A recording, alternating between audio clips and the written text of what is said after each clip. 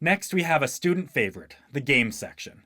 Clicking Games on the left-hand side menu will bring you to the section.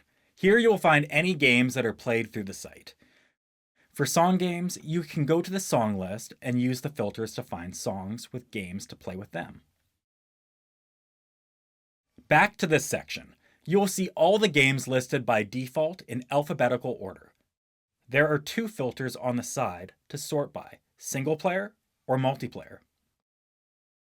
If you click on a game, the page will load with the default level for the game ready to play.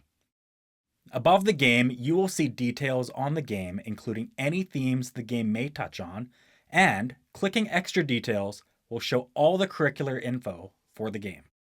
Below that are some controls to easily switch to another game, and the Add to My List button. Then you have the game window where the game is actually played. At the bottom of this window is a full screen option, as well as a copy link button, to easily allow you to share the link with your students. Some games have many different levels, and for games with multiple levels, you can scroll down to find all the level options. The games also allow you to select the level from within the game itself. To get your students to play a specific level of a game, make sure you select it using the options below the game window, and then copy the link from there.